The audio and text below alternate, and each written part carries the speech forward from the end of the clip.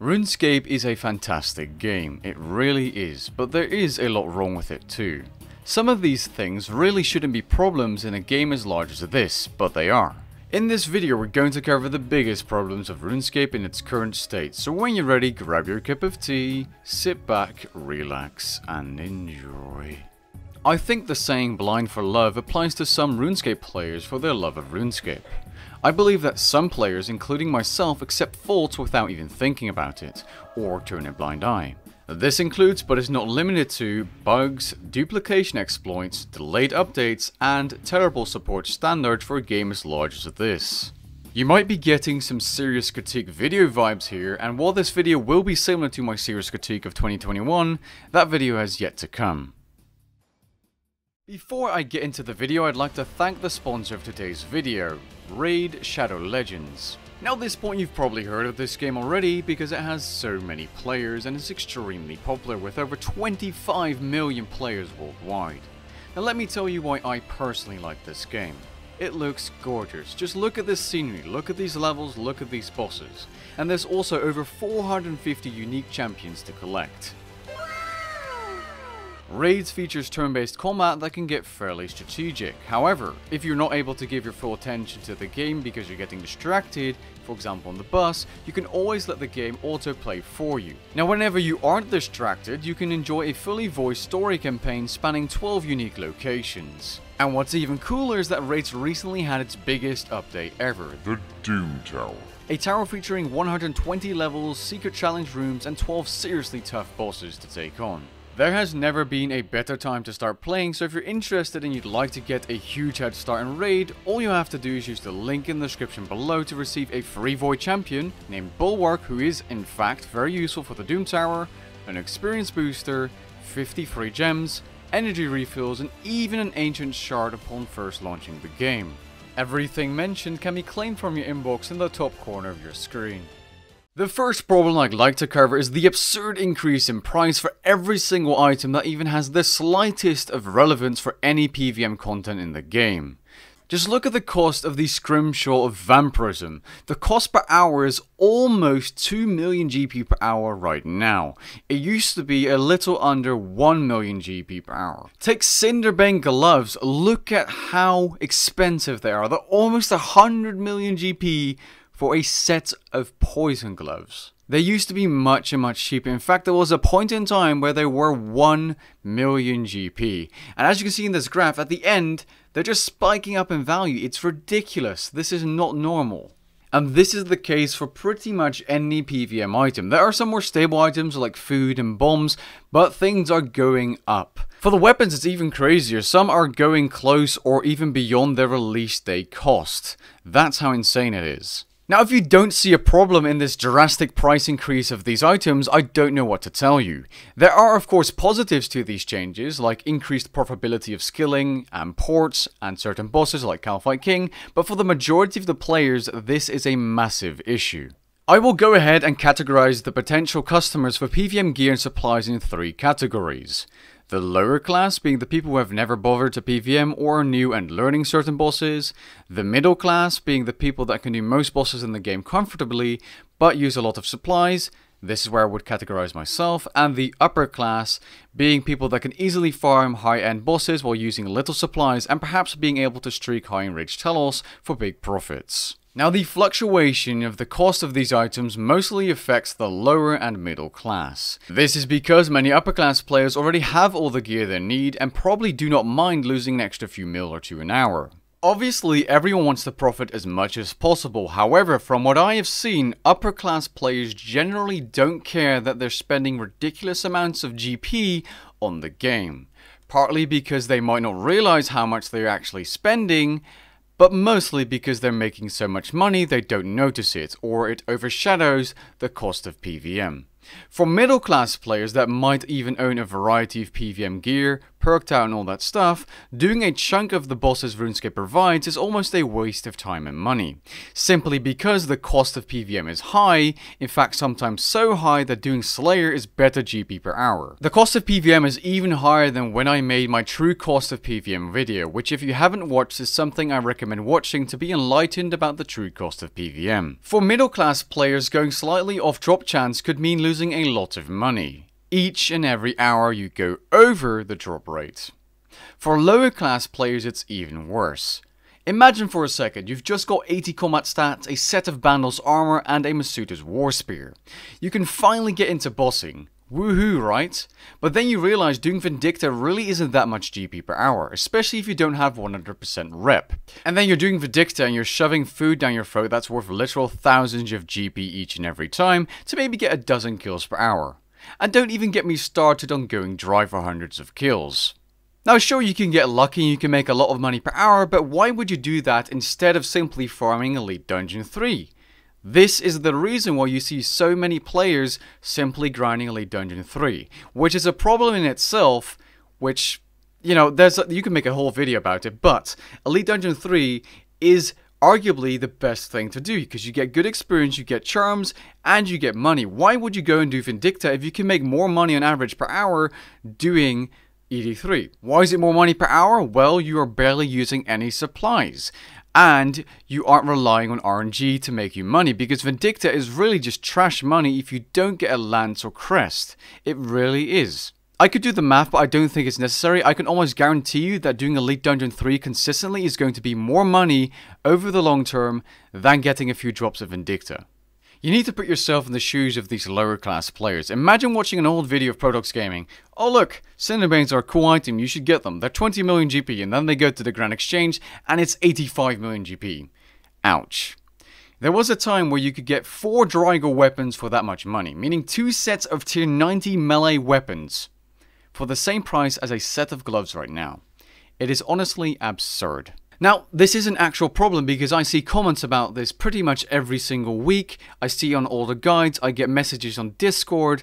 There's people learning bosses with crappy gear and then they just get stone spirits and trash drops every single hour. They don't get drops and then they're like, how do I make money to get those expensive items which are now triple the price? I've done Vindicta for 4 hours, where's my lance, where's my crest? And you know, you aren't entitled to a boss drop.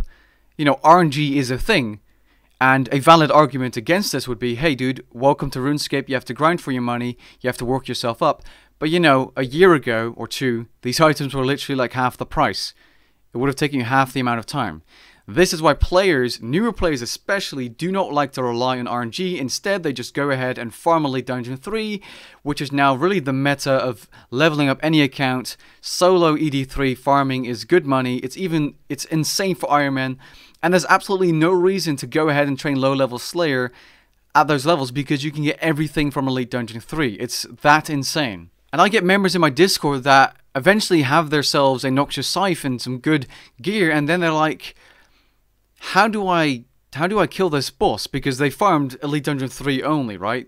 They've only done that to train up their account. And they never experienced any low-level PvM, and then they try something like Rax and get absolutely destroyed because they haven't even learned the basics. This is a massive chain of problems that are connected to each other, and there's not an easy fix. As for the price of these PvM items, I think it has to do with demand, which is the obvious reason. More players are getting into PvM, and more people are buying PvM things. This is because a multitude of updates, increased player base, and so on. Now, something else I mentioned a long time ago is maybe add a dungeoneering requirement to Elite Dungeon 3 to counter the bots and people farming this area constantly for GP and not doing anything else, to basically encourage them to start bossing. But the problem there is, PvM item prices are so ridiculous that without Elite Dungeon 3 farming, it takes so much longer to even get these items or to be able to afford regular mid-tier PvM. This would, however, give players an incentive to learn bosses and to get good at PvM itself, so they're better prepared for high-tier PvM. Something else I see a lot of in my comment section, and I've experienced it myself when learning bosses, is stone spirits. And this is something I want to mention because it is relevant to the topic of making money and PvM, because Imagine learning a boss, like Nex, Telos, whatever, and then getting Stone Spirits as a drop. Stone Spirits really don't have that really big use factor apart from AFK mining and mining money making. Why don't they give you components when disassembled, just like smithing items, which was an update they changed a while back. They gave smithable items like Elder Rune items +3 for example, an amount of components when disassembled. Why didn't they give Stone Spirits that? I mean, there must be a reason, or they just neglected Stone Spirits yet again. It's been a long time already. Why aren't Stone Spirits food for certain player-owned farm animals maybe? Give them a use to make them rise in value, because the PvM drops they replaced, it cuts into your profit per hour. This also means again that PvM is less profitable if you get unlucky with drops. It's something I wanted to mention. Now, something else that could have easily been fixed by now is related to inflation of prices as well, but this time for the rare items, or discontinued rares, which obviously is getting inflated by people owning the market and basically dictating and upping the price with every single trade. It is absolutely bonkers. Now, I won't delve too deep into this topic, but party hats are increasing in price by hundreds of millions per day. I believe Micro also made a video about this, and that is absolutely not normal. OSRS has had platinum tokens for nearly 5 years now. Why aren't they in Runescape 3 yet? It makes absolutely zero sense to me that they can't add something like this to Runescape 3. Now, of course it won't fix the entire discontinued rare problem, but it will help. And it's not like they don't know about it, they've mentioned it, but it seems like they're turning a blind eye, because how does it take 5 years to implement a fix for this? Look, maybe I'm overseeing some kind of development thing, but because, you know, I'm not a game developer, I wouldn't know. But I really don't see how it could take that long. And by the way, this entire video is criticism, yes, but it isn't targeted to the JMods or developers. It's just overall things I have issues with and think need to be changed in RuneScape. I have another one that's actually really relevant towards prices of PvM items, the dev cost. The cost of PvM is already steep, steeper than ever. Imagine dying when learning a boss or making a mistake and losing a couple million, or even tens of million if you don't have your Ring of Death equipped and you're using an inventory of switches and perhaps dyed weapons as well. Now, of course, it will be lower if you don't have these items, but dev costs are still millions. It's a lot of money, I've experienced it myself, it's annoying, it's painful, it cuts into your profit by a lot, especially if you could be AFKing Slayer without ever dying. Now, many higher or maybe upper class level players mention that it's a good gold sink, and yes, that is definitely true. Gold should go out of the game, but should it really be that much? I don't think that's fine. It's not okay. It's really painful if you're trying to learn the boss or you're making a mistake and you lose that much money in the snap of your fingers. Now, the best thing they could do, in my opinion, is add a ring stand to Anachronia where you can put your Ring of Death and charge it so that when you do die, you never have to pay that price, but you still use onyxes, so onyxes keep their value, bosses stay more profitable, the kiln is better money, and so on.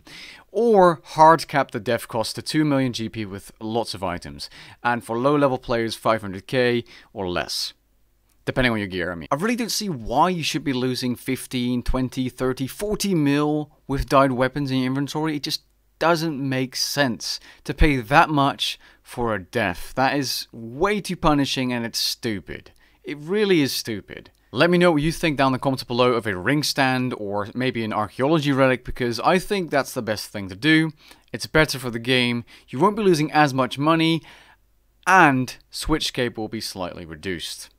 Now, the final big topic I'd like to talk about is Treasure Hunter. Now, the first thing I'd like to mention is something that's going to lead into the topic I want to talk about afterwards, which is bugs and duplication things. However, I'd first like to talk about the Yak Track. Now, the Yak Track was supposedly going to let Jagex tone down Treasure Hunter promotions if it was successful enough, which it was, because a lot of people buy skips and so on because the tasks are extremely grindy.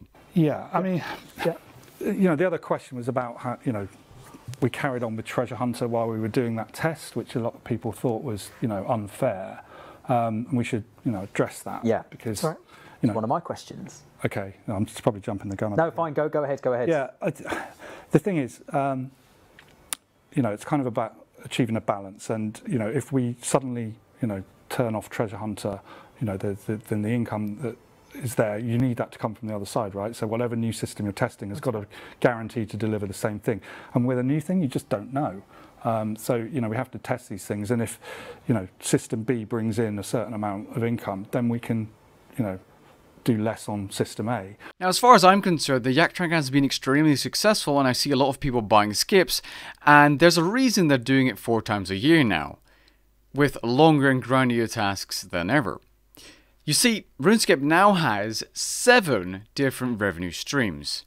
Subscriptions, Treasure Hunter keys, Solomon's General Store, RuneMetrics Pro, some basic features that they don't per se give you like presets, bonds, and the Yak Track. Now, I'm not going to bash the Yak Track because it's a really good system, even though it's extremely grindy, but it does help him bring more revenue for Jagex. The thing I have a problem with, though, is that they didn't really tone down the Treasure Hunter promotion, which I would have expected to happen, but instead I think they're just going to be making more money overall. I thought that would be worth mentioning in this video. Let me know what you think down in the comments below. Now, what I really wanted to mention in this video is the lack of testing of certain updates, especially ones related to Treasure Hunter. There have been a lot of big game-breaking bugs or exploits related to Treasure Hunter, including the Oddments bug, and this particularly interesting Treasure Hunter bug that allowed a fellow content creator, Wazzy, to get level 99 on a fresh account in under 80 minutes, which could have easily been under 10 minutes. It's just that he didn't realize how to use the bug properly. Now, he did this purely for educational purposes, and he didn't log on the account ever again after this. At least I think so. He only did this on a fresh account to see how OP or broken this bug was, and as you can see, it was fairly broken. Getting a 99 on a fresh account using Treasure Hunter in under 18 minutes. Now, the weird thing is, with the Oddman exploit that happened a little earlier, they banned like 1,000 accounts and they made this massive statement. But with the actual Treasure Hunter bug, at least this one, they did a short mention on stream, and other than that, I don't think I ever heard from it again, which is why you're seeing it in this video now, or I would have made a proper video at the time. You probably have known, and I'm also seeing it in the chat, there are quite a few questions about the Treasure Hunter bug that occurred at midnight last night, so about 17 hours ago. We're currently still investigating the impact. It generally takes about like a day or so before we get all the information trickle through our systems that we can actually look at the severity of all those kinds of things. Sometimes I just wonder why they make a statement for one thing, but then they kind of hide or push away the other thing. I don't know why they do that. They probably have their reasons, which I cannot think of as of right now. But the moral of the story, or the point I wanted to make, is they should test updates better. Now, that doesn't mean all problems and bugs will be avoided forever, but some things could have definitely been avoided if they were tested in a more extensive manner. Now, I did actually make a community post asking what you guys found annoying in RuneScape, and a lot of you guys said player support, being a solo player without a clan, inconsistent graphics, the tick rate problem, big massive hitboxes, the bank closing. It's still in the game, by the way, when you poison enemies or you have a cannon going. It's really annoying, and our complaints I share with you guys. And I would have included them in the video, but it's a little long already, and there are some ideas I have for more detailed, in-depth videos about specific problems in RuneScape, because that way I can focus on one topic and make it a lot more interesting than like this video where I cluster everything together and you don't get the full amount of information, because otherwise the video would be an hour long. Anyways, with that being said, I hope you guys enjoyed this video, and let me know what you think about these things in the comments down below. Catch you guys in the next one. Peace.